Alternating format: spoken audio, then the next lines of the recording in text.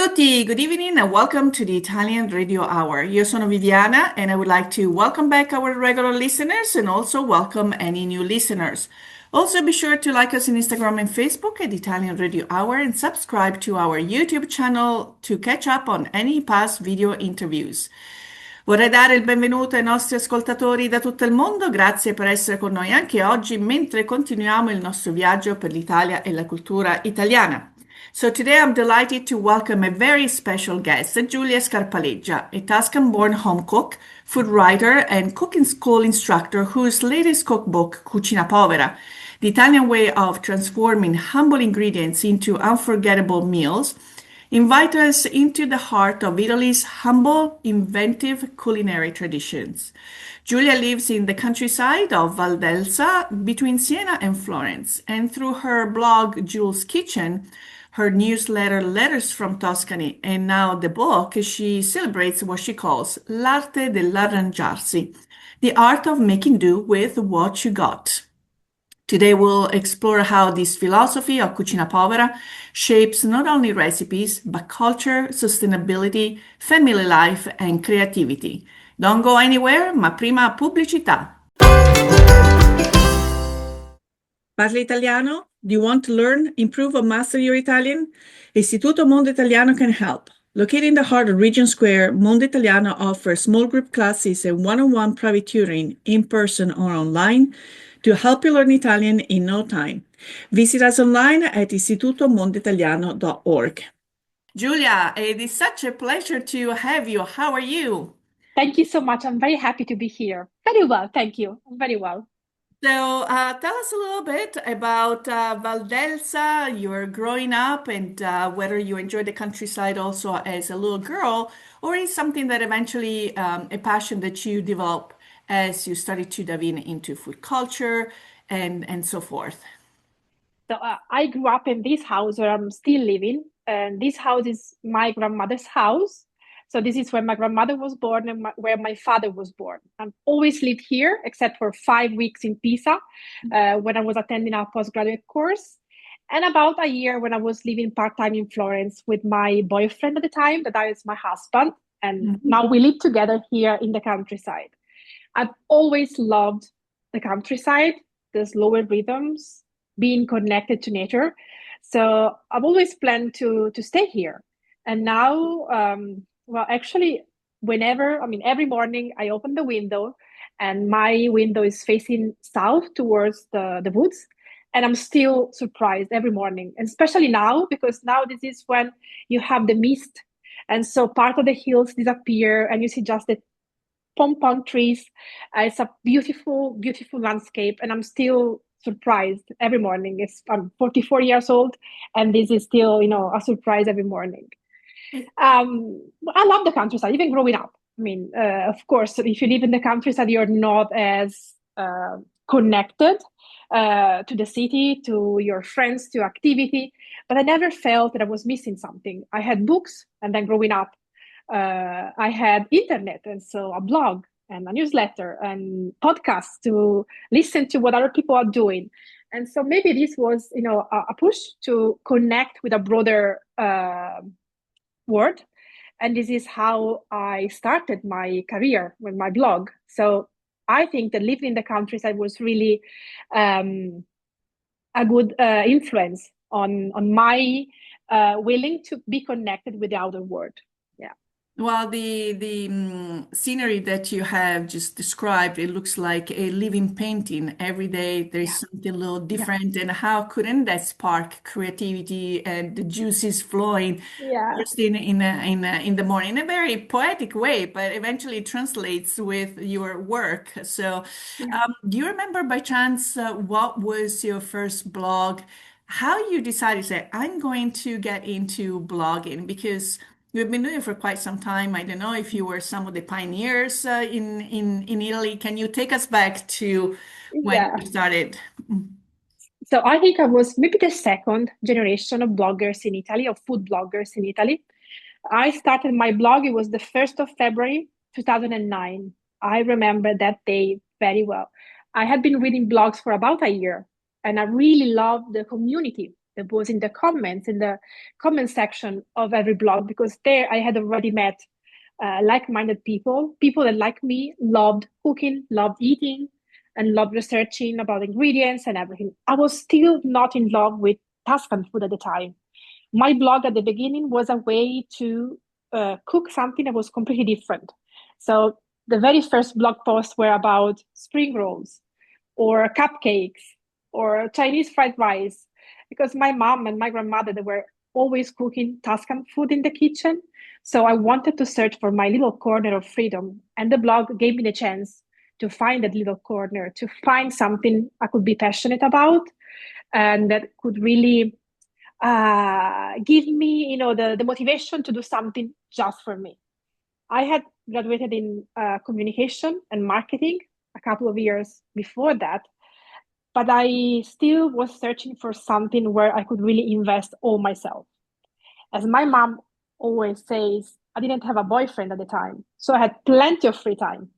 And so all my after, weekends or after work or holidays, I spent those hours, those days, those weeks to research, to learn how to photograph, to learn how to write about food.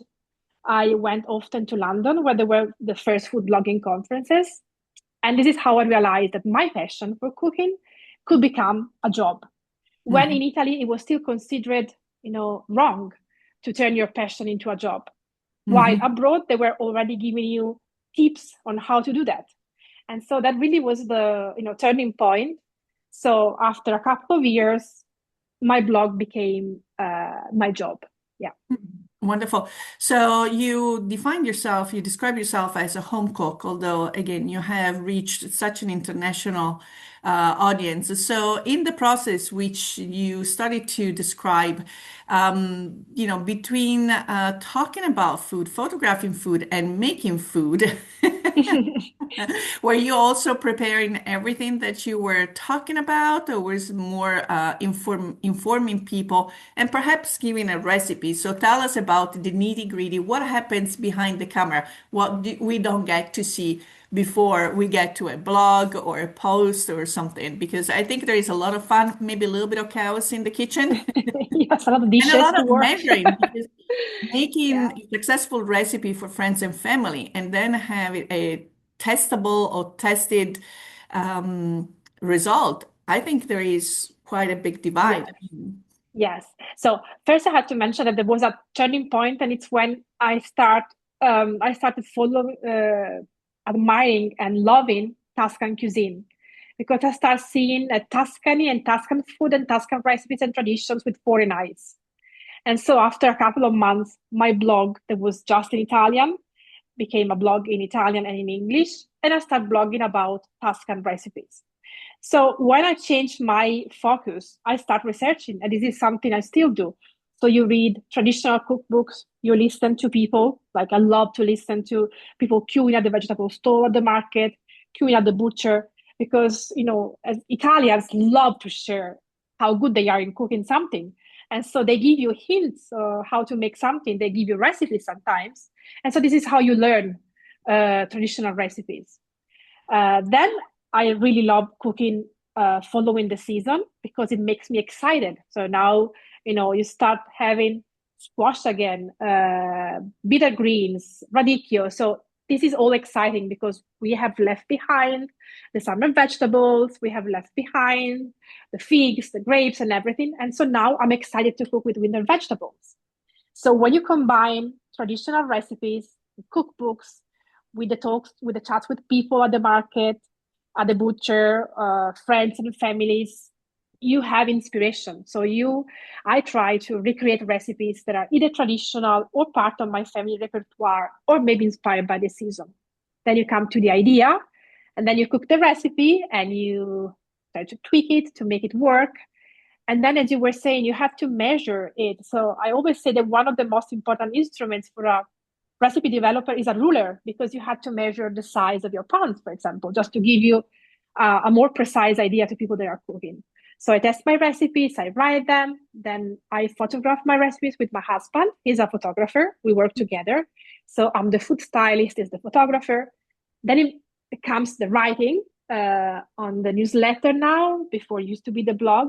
Sometimes we share videos also, and eventually you share everything. So it's a process. And then the planning of the recipes you want to share, when you want to share those. So if there's something you want to celebrate, grape harvest, so there's a focaccia, or All Saints Day, and it's when you make panco santi. So the natural rhythms of nature, the celebration throughout the year, the traditions, and this is how you select the recipes that then end up on the blog, in the newsletter, and in the books.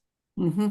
Wonderful. So actually, you just mentioned the grapes focaccia, which was new to me Mm-hmm. because I'm from Rome. So unless you come to Tuscany and I don't know if it is specific of a region within Tuscany, because again, people All may over. Yeah. not understand how regional certain foods are, which makes it even great. I grow Concord grapes, uva fragola, Mm-hmm. which is my Mm-hmm. favorite TV snack, when the months of September, October. And then I see the recipe. I say, and I'm also a big focaccia maker. So like two worlds just are getting combined. And I want to show the cover of the book because we're gonna dive into book. I was so happy. At some point, I will want to try the original.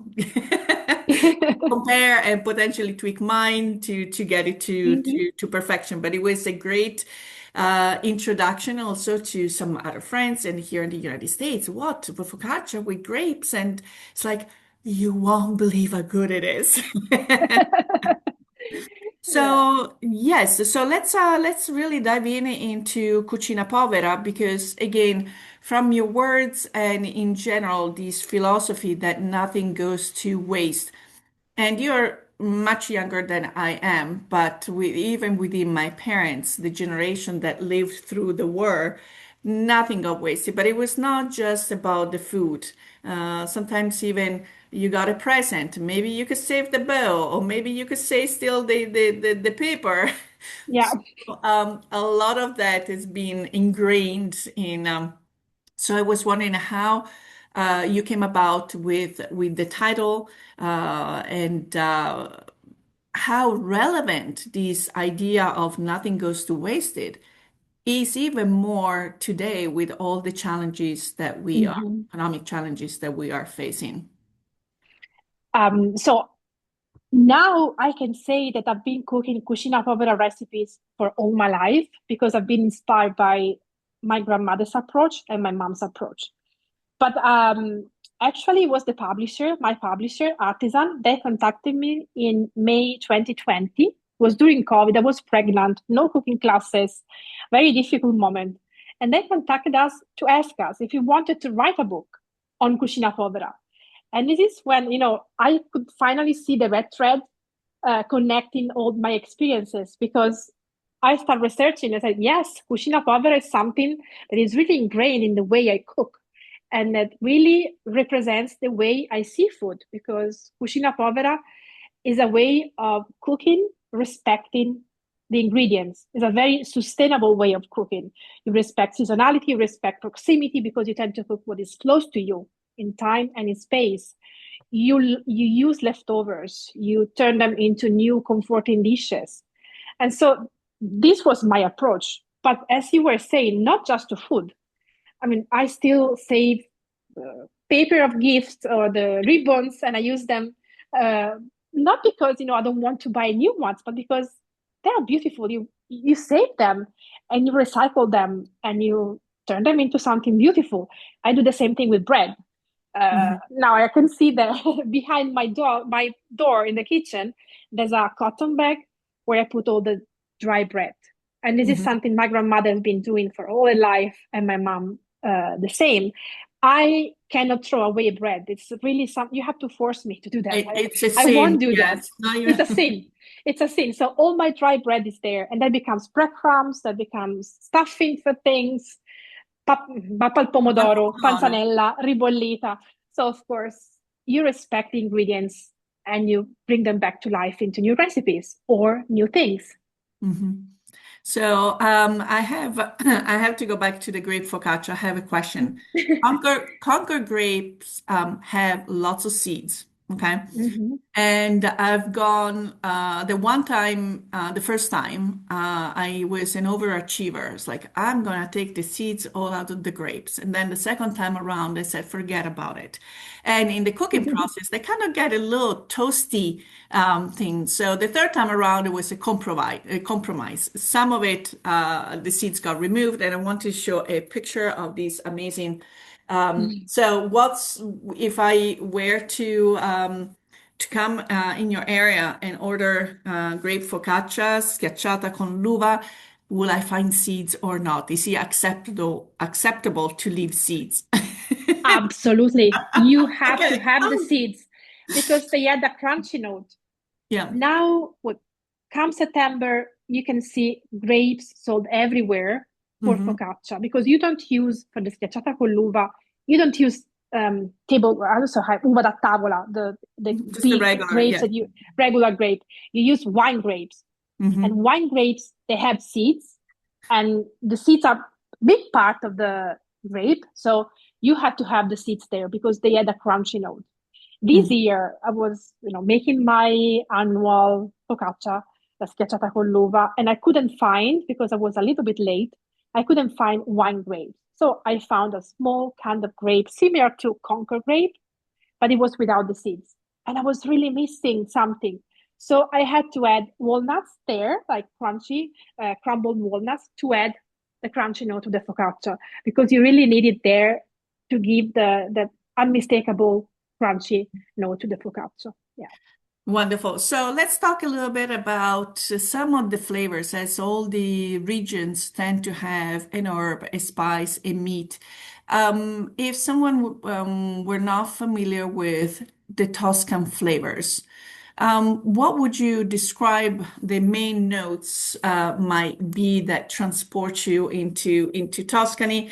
And you mentioned cooking classes. So I hate when I hear people say, "Oh, I went to Tuscany, I took a cooking class, and what did you make?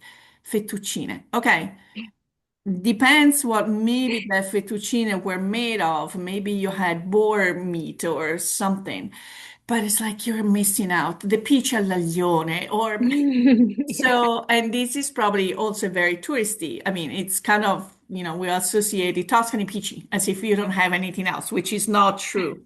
So I'm gonna let you take us on a culinary journey of your region and some of the must try dishes or flavors that you would recommend. The first one, it has to be olive oil, extra virgin olive oil. Now we are also in the moment, the very exciting season of olio nuovo, the freshly pressed olive oil. And this is just as exciting as Christmas for us because this is when we are lucky. We have about 30 olive trees. So we harvest the olives every year. We did this in October this year. We bring them to the olive oil mill, and then they press the olives for you, and you have your own olive oil. So the Mhm. very first night, as soon as you bring your new olive oil at home, you make bruschetta or fettunta, which is toasted bread, probably garlic, and then like those in extra virgin olive oil. And you really taste the peppery notes, the artichokes, the kind of arugula, bitter almonds. So these are all the flavors, the flavor profile of our typical Tuscan olive oil, and especially the olio nuovo that is really peppery on your tongue. It makes you cough Yes, yes. if you sip it. So for sure, extra virgin olive oil. Then I would say stale bread. You already mentioned stale bread.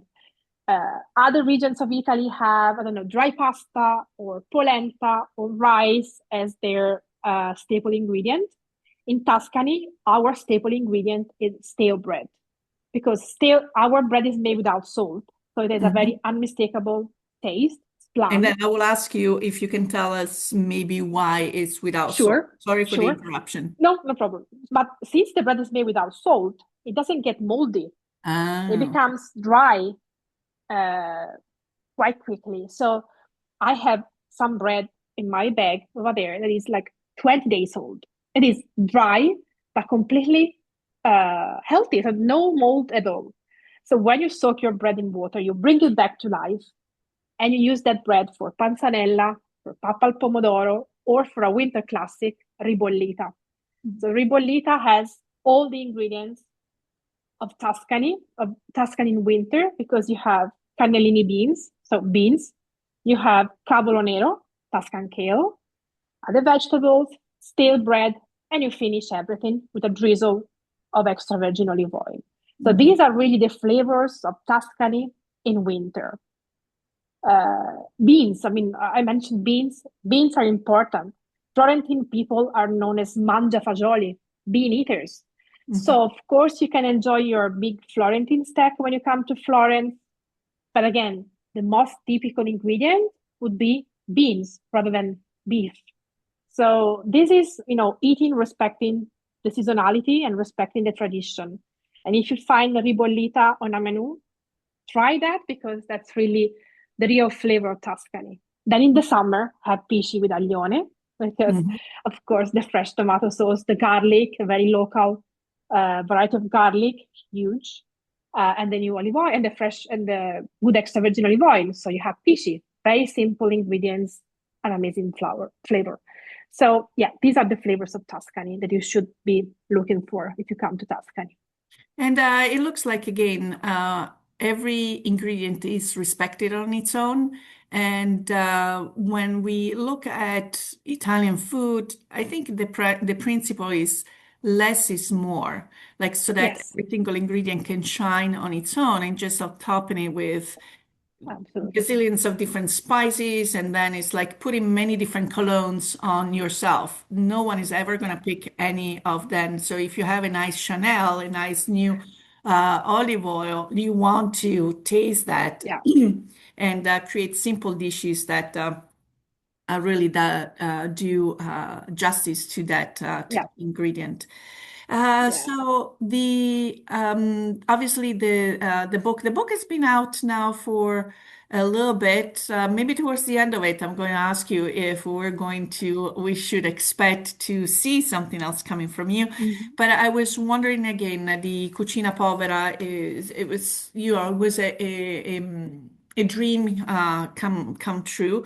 And was there a specific recipe or a chapter that you felt more emotional about while you're writing? Maybe something that even a recipe or a chapter that you took for granted as being, and then as you got into the process of telling us about, you felt maybe a little tear, a little Mhm. more emotional or more excited about. Yeah. I think one of the recipes that was a revelation for me is cecin. So it's a Ligurian recipe of chickpeas cooked Hmm. with chard. So it's Right? a very simple soup Hmm. of chickpeas and chard. But it's a recipe that on its own is vegan. Hmm. It's so full of flavor because it uses some very traditional ingredients like dry porcini mushrooms that Hmm. add a lot of umami flavor to the recipe.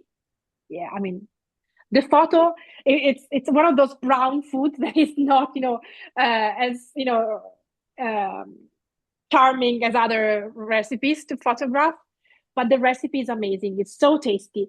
And that made me realize how modern traditional Italian food is, Hmm. because uh, living in Italy and being part of the food scene in Italy, you see that people are continuously searching for new recipes, new ingredients, new approach to food, which is incredible. It's amazing. It's a good thing, because you don't have to be.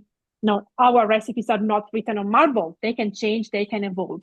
But sometimes it's worth also looking back at what was traditional, what we have, to learn that we used to be, I mean, modern. We have a very modern approach. We know how to cook vegan recipes that are at the same time so full of flavor, so layered in texture, flavor, ingredients. And so sometimes it's worth researching a little bit our traditional food to realize how modern it is. So that Hmm. recipe was really eye-opening for me. Yeah. Yeah. And if I understood correctly, you were developing some of the recipes during lockdown and during Yeah. pregnancy. Yeah. So I was wondering how that joyful, or was it the first? Yes. How did maybe that special moment influence the soul of your of your book? I was like having two pregnancies at the same time. One was my daughter, one was the book.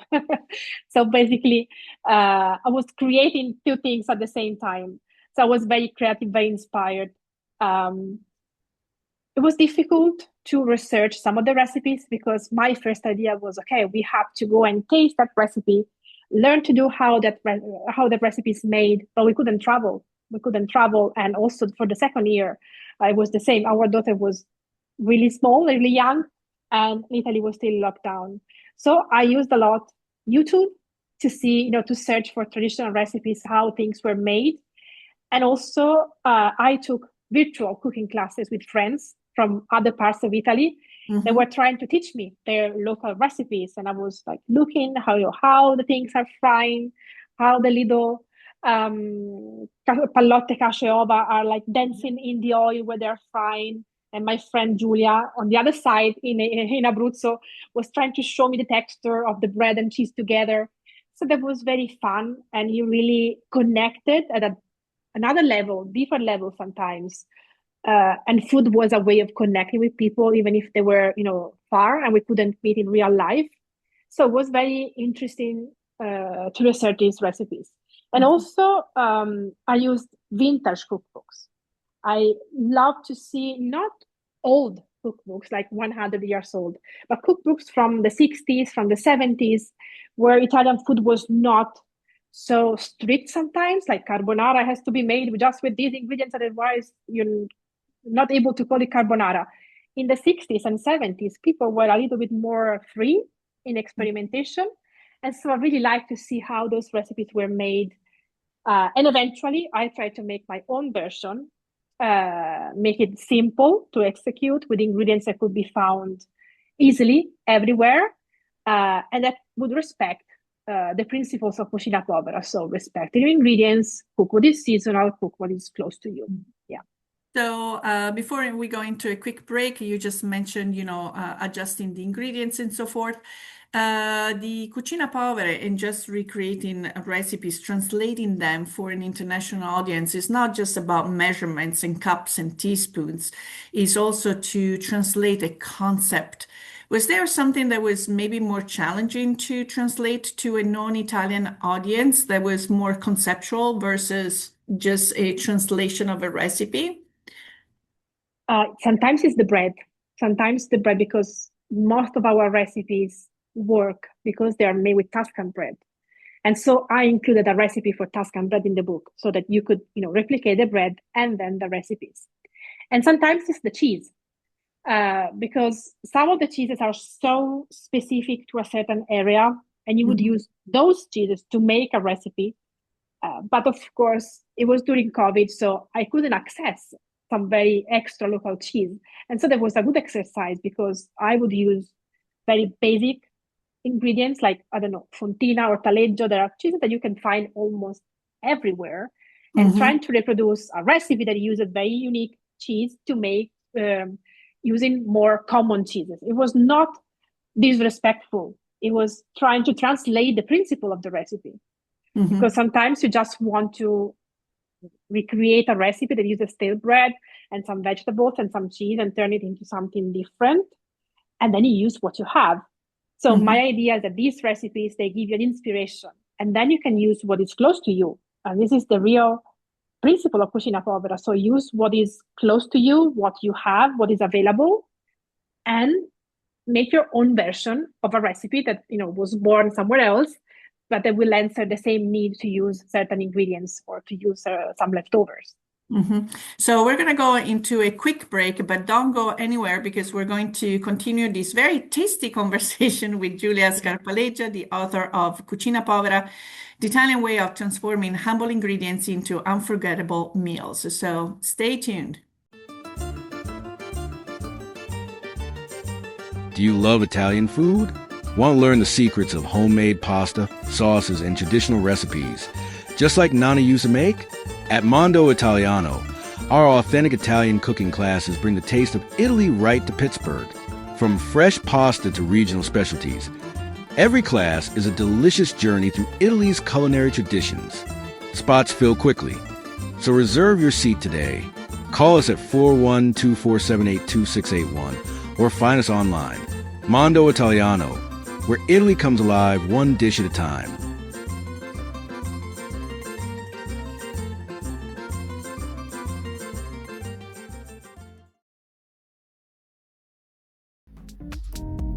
Un caffè, per favore. For more than 35 years, Pittsburgh has started its mornings with La Prima Espresso. From freshly roasted beans from around the world to the perfect espresso or cappuccino, every cup is crafted with care. Stop by and enjoy the warmth of our baristas and familiar faces, or bring the taste of Italy home. Order online today at laprima.com. La Prima Espresso, Pittsburgh's coffee. Wonderful. We are back hungrier than before. Giulia, as you were mentioning, for instance, the cacio e ova and so forth, you brought into this book also recipes from other regions.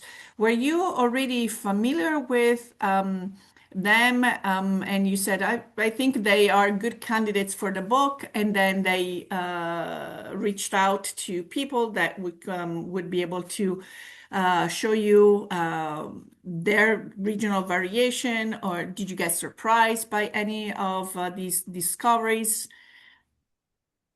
So, of course, my family tradition is mainly Tuscan. But I'm lucky because my grandfather was from the south of Italy, from Basilicata, and my mother-in-law was from Salento, Puglia. So I was already kind of covering, different areas just with family recipes. And then I feel very confident in experimenting with recipes with central and south of Italy for a very simple reason. Our main fat for cooking is extra virgin olive oil. And so this is something that is very close to my heart. While on the other side, recipes from the north of Italy have a completely different approach, because as we use bread and olive oil, in the north is more butter and cheese.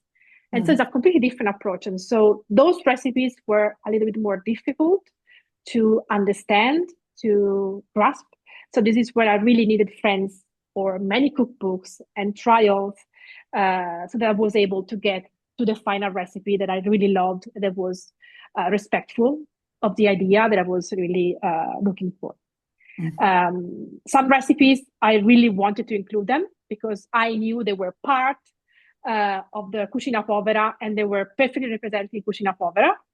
Other recipes were a surprise. So I started with, a certain amount of recipes, and then I started researching books and books and books.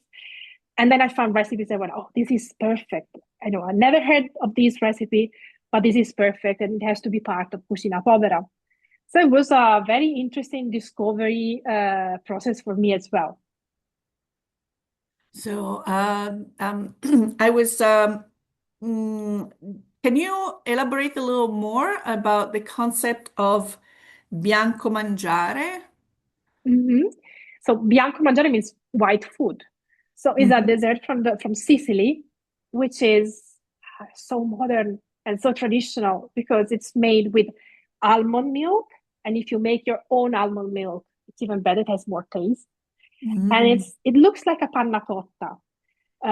But to gel the milk, the almond milk, you don't use gelatin powder, but you use cornstarch. So the almond milk is turned into a pudding thanks to cornstarch. It's a very common thing in Sicily. And then you have a little bit of sugar. And then you can dress it with pistachios or a little bit of cinnamon. I like to add sometimes jam to make it non-traditional, but so good. And it's gluten-free. It's vegan. It's an incredible dessert, which is extremely simple to make. The boxes. Exactly. Exactly. So simple to make, so tasty, so fresh in the summer. I think it's one of the most brilliant desserts of the Italian tradition. Yeah. Okay, now you got me sold. I will have to go into the kitchen. And so now talking about the kitchen, there is the man behind the camera, Tommaso, your husband.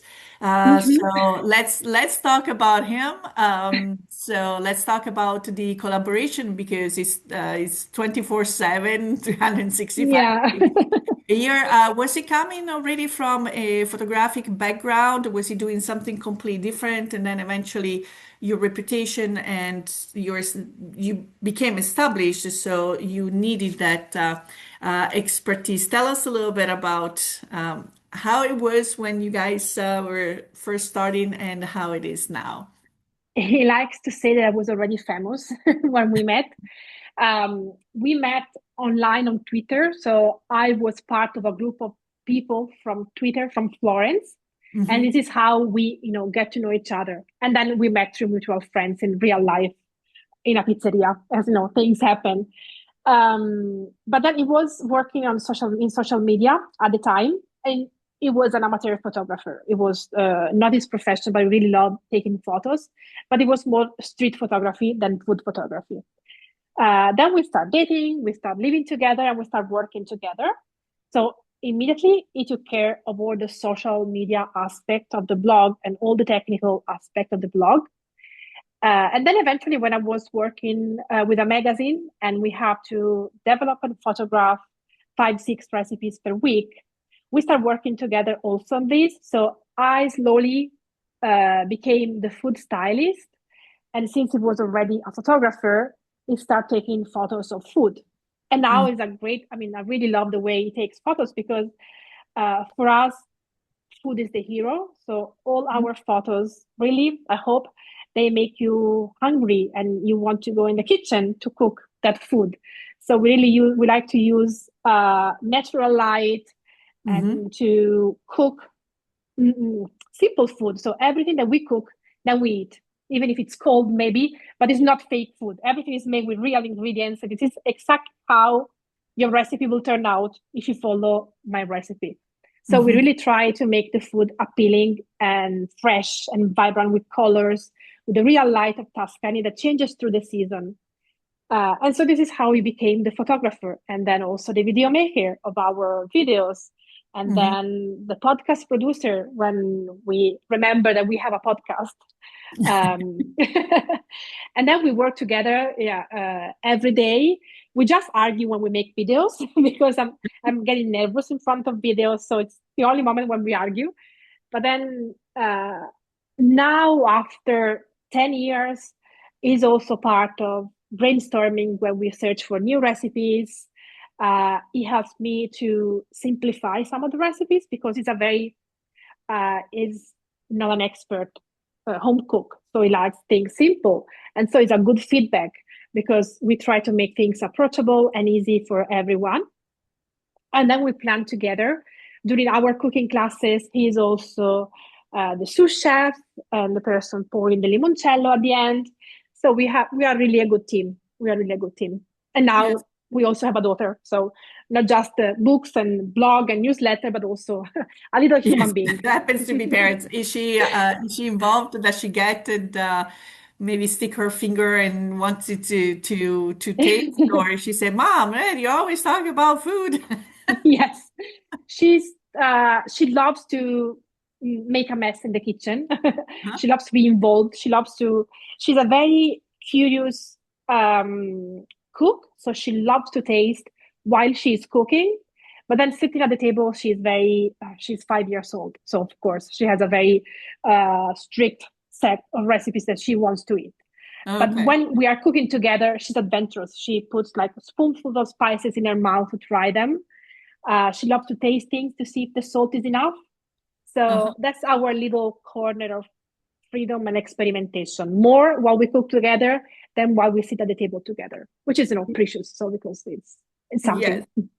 So I've been exploring Julia's website because again, there is a wealth of information. First of all, who wouldn't want to receive a letter from Tuscany, right? So just the name of the newsletter is fantastic. And by going on to Jules, JULS kitchen.com, you can subscribe to the newsletter. Also, look at the amazing collection of recipes that are also very well organized, very well photographed, documented. Then you have also Tuscany guides. So are these Mhm. some itineraries that you have curated for like-minded Yeah. individual, other foodies? Where would it be a little bit a mini? Okay, so you have a variety of different. Yeah. So are these for people to do by themselves, or are these services that you can Mhm. take people on? This is where we like eating. So our Okay. favorite restaurants or gelaterias or shops in different areas of Tuscany. And Mhm. so we collected them so that if you go, I don't know, for 2 days in Val d'Orcia, or if you want to go for 3 days I don't know, Valdelsa, in my town, Colle Valdelsa, you have a selection of restaurants, shops, or things to do, but you Mhm. are free to browse. I mean, we do not offer services in this. We just offer cooking classes and Oh, master classes. So classes of 3 days. And then these are all little tips that we like to share because I've been asked many times, oh, I'm coming to Florence. Where can I go? I'm coming to Siena. Where can I have, which restaurants should I book?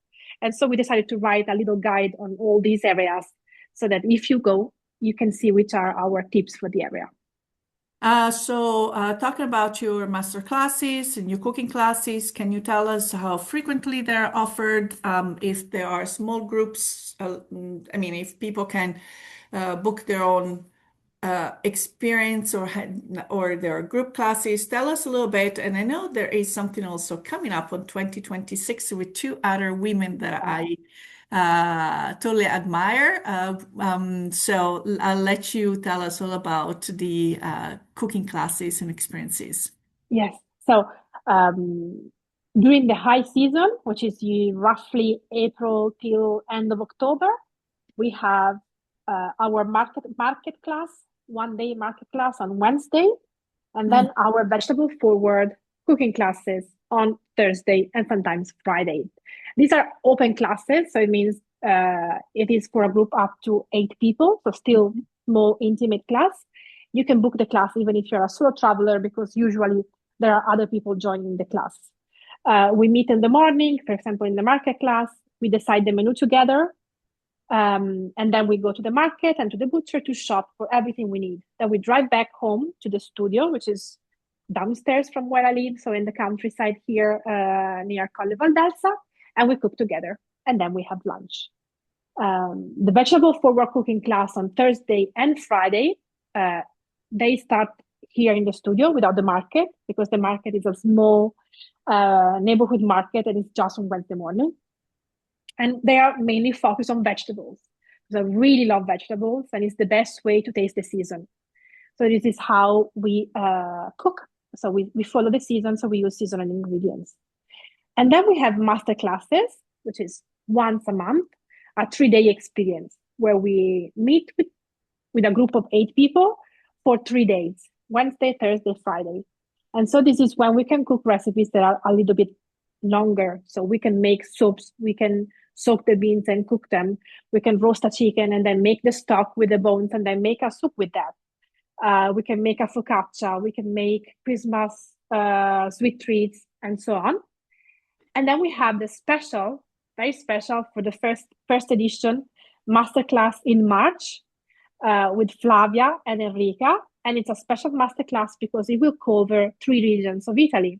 It's here in Tuscany, but it will be me for Tuscany, Enrica for Liguria, and Flavia for Puglia. So in 3 days, you will learn the basic ingredients and recipes and wine and olive oil of these 3 regions. We'll cook together. We'll have an olive oil and wine tasting, a farm tour, of origin experience, and then 3 cooking classes and a market tour. So it's a very packed 3 days where we can really taste the best of our three regions together. Yeah. Wonderful. And I feel that I've known Enrica personally, but we've never met. So again, it was during COVID that I did a few cooking classes with her, and then this summer I was traveling northern Italy, and I was 300 kilometers away from Recco, but I had that, I make it focaccia al formaggio. I can't call it focaccia di Recco unless I had to go. It's like just 300 kilometers to enjoy a slice of focaccia di Recco. So now seeing that the three of you are coming together, and our audience has met Flavia in a previous episode, will definitely be an amazing experience. I'm going to show the website one more time while I ask you probably the last two questions. We're getting ready for the holidays, and how do you celebrate it? What if you have certain traditions? What the landscape is going to look like? And so tell us about, Yeah. December, late December in your neck of the woods. Very quiet. Usually it's very quiet. Fog in the morning, very relaxing. This is my low season, so no classes usually. And this is where we research new recipes, when I can read, I can write, I can walk. I really love walking in the countryside when it's all frosty. So this is my inside moment where I can really recharge my batteries before the new season that will start in April. And I really need this. Food-wise, it's about Christmas food. And since I'm very close to Siena and I love to cook traditional things for Christmas, it's all about panforte, ricciarelli, and cavallucci. So I'm very traditional. Even if our Christmas lunch can vary through the years according to, if we go to my aunt or if we do this here. So it can be everything. In the 80s, it was roast salmon. Can you imagine? So nothing less traditional, less Tuscan than this. But the cookies and the cakes that we make are the traditional Tuscan sweet treats from Siena. So panforte, the fruit cake with almonds, a little bit of hazelnuts, candied citrus peel, and spices. Ricciarelli, so the almond cookies from Siena. And my favorite, cavallucci. Cavallucci are the ugliest Christmas cookies you can imagine. So they're covered in flour, not even powdered sugar. They're kind of knobbly. They're called cavallucci from cavallo, horse, because they have kind of the imprint of a hoof of the horse on top of the cavallucci. But they have the smell and taste of Christmas for me. They have candied orange and citron peel, anise flavored spices, other spices, flour, sugar, water. So again, it's a cookie that is traditional and vegan at the same time. I mean, I'm not vegan. I'm continuously mentioning this just because it's so modern in the approach, very inclusive. They're kind of chewy because they are made with baking ammonia rather than baking powder. So they have this very traditional chewy texture. And I love them. For me, this is really the taste and smell of Christmas at home. Wonderful. So, needless to say, I have to ask, is Cucina Povera going to have a sister or a brother? Depends. Il libro in italiano is masculine, but will we see maybe one of Olivia's little recipes there? Your daughter. So, well, she has a recipe that maybe will be in the next cookbook, and she also helped me to recreate her own recipe. So a slice of zucchini, a slice of prosciutto crudo, all rolled into an involtino and pan fried in the pan. It needs a little bit of, tweaking, but it was already good on its own. Well, apart from this, yes, there's a new book coming in April. So April 2026. And it's a book about vegetables. Okay. So the way we cook vegetables in Italy. And I'm very excited because, as I have already said, I love vegetables. I love cooking with vegetables. But when people travel to Italy, Mm-hmm. It's very difficult for them to taste a lot of vegetables because in restaurants there are not many vegetables in the menu. And Mm-hmm. everyone is like, the markets are so full of vegetables. But where are the vegetables? Mm-hmm. Vegetables are at home. And so my aim with this book is to show you how we cook vegetables at home and how to cook more vegetables and how to enjoy them. Wonderful. So, Julia, is there anything else that we haven't talked about that you would like to mention? Well, nowadays you can really find me in the newsletter, and once a month we have a cook along in the newsletter for the paid subscribers, where we meet online on Zoom and we cook together a recipe, two recipes, three recipes in about 1 hour and a half. It's fun. It's on a Sunday lunchtime afternoon for you. And Mm-hmm. so it's a way of, spending some time together in the kitchen and cooking Italian recipes in a very relaxed atmosphere. Yeah. Wonderful, wonderful. So, Julia, thank you so much for taking the time to talk with us today and for sharing your insights into Cucina Povera. And again, the wisdom of simple ingredients, a seasonal rhythm, respectful cooking, and cooked with love food that transcends scarcity. And for our listeners, I encourage you to get Giulia's cookbook, Cucina Povera. Get letters from Tuscany. Again, who wouldn't want to receive letters from Tuscany, and join her in her kitchen for either a virtual cooking class or even better in person. But unfortunately, the time that we have together has come up to an end. Il Big Ben ha detto stop, and it's time for us to say arrivederci e alla prossima. We want to thank you for tuning in into the program. And if you have any questions or comments, or if you have any topics you would like us to address, please contact us at italianradiohour@gmail.com. We would love to hear from you. And remember, if you or any of your family and friends have missed a prior episode or would like to listen to this episode again, please subscribe to the Italian Radio Hour on YouTube or where you catch your favorite podcasts. And don't forget to share, because sharing is caring. So again, grazie mille, Giulia. I hope to meet Grazie. you in person in the new year. We want to thank our sponsors, Istituto Mondo Italiano and La Prima Espresso. Until next time, alla prossima. Ciao ciao.